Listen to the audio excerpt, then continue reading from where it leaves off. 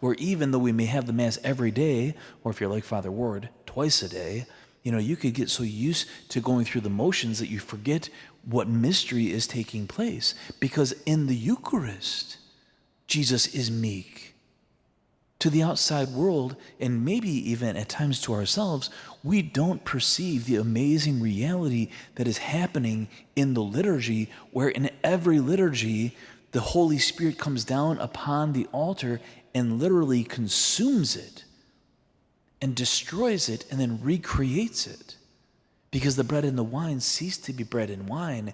It is transformed into his precious body and blood in a material way, in a substantial way.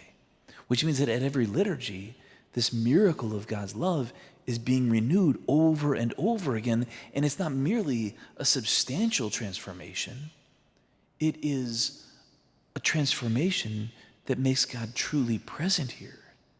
We even have a very deeply personal way of speaking about Jesus in the Eucharist right before we come up for communion. We say, Lord, I am not worthy to have you enter under my roof, but only say the word, and my soul shall be healed.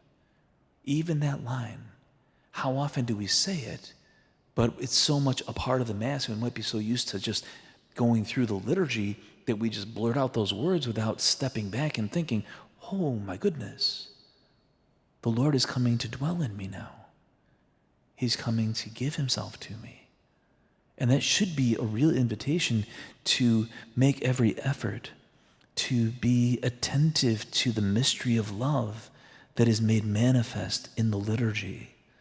And the more that we are aware, the more our encounter with the Lord has the power to transform us. And so we have to really recognize that our going to the liturgy, our coming here from one day to the next, is the most amazing gift of faith to know and to understand.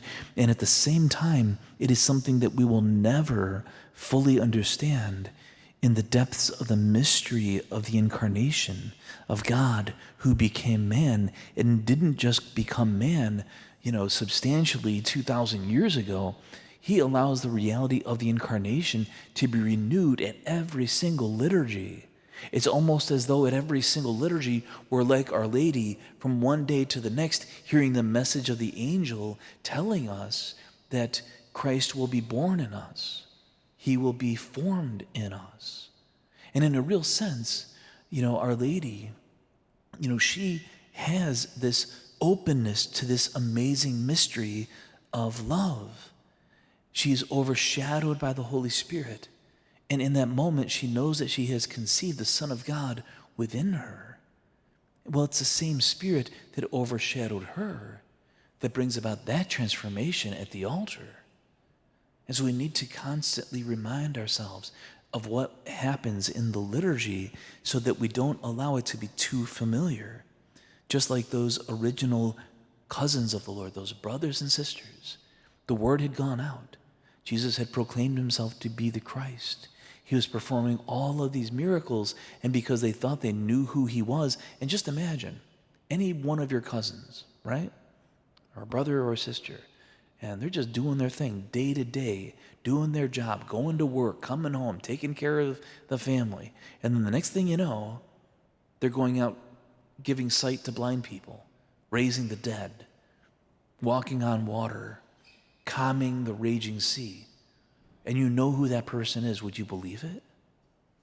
Or would you be tempted to think, oh, he's out of his mind? Because that's exactly what his brothers and sisters had said. But let's kind of hear in this an invitation to recognize that Jesus is still at work in the world in a miraculous and in a powerful way. And the more that we are aware of that reality, the more we can come into the presence of the Lord with real awe, with real thanksgiving, with real gratitude that we are loved by God so much that he allows the reality of the incarnation to become our food. We can truly say from our heart of hearts that we are so unworthy that the Lord should enter under our roof. But we can then say, but only say the word, and my soul shall be healed. In the name of the Father, and of the Son, and of the Holy Spirit.